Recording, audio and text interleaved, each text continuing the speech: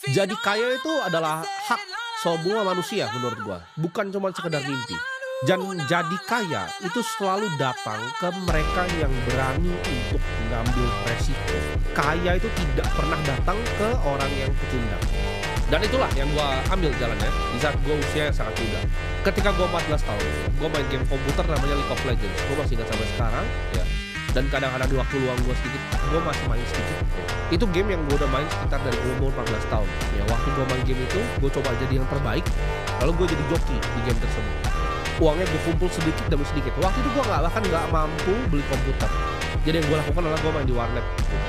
Gue main di warnet ya, cari paket yang paling murah ya, gue latihan di sana, gue dapat uang joki, gue pakai untuk bayar warnet, lalu gue beli laptop bekas ya Acer. Yang gue main itu kalau gue main di rumah karena itu laptop bekas, itu tangan gue sampai panas gitu. Karena gue untuk ngejoki kan lama gitu. Bisa 5 jam, 6 jam gue main. Itu tangannya sampai panas karena panas sekali laptopnya. Hasil dari situ ya gue tabung pelan-pelan, ya waktu itu gue kumpulin beberapa juta pertama gue, ya setelah gue punya laptop bekas itu, gue pakai, ya gue bisa main di rumah, jadi gue nggak usah bayar warnet, lebih murah, gue kumpulin sampai Rp2.000.000.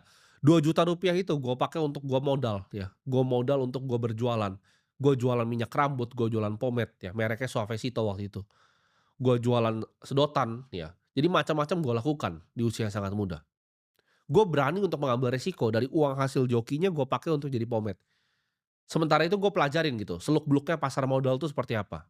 Di saat gue nggak punya uang ya, gue nggak nyalain orang lain ya, gue nggak nyalain kenapa kondisi hidup gue seperti ini, kenapa orang tua gue begini, kenapa misalnya pemerintah begini, gue nggak pernah nyalahin faktor-faktor yang tidak bisa gue kontrol, faktor-faktor yang di luar kendali, yang gue bisa lakukan adalah apa? Apa yang bisa saya kontrol, yang saya bisa kerjakan hari ini, supaya hidup saya di masa depan bisa jadi manusia yang lebih baik.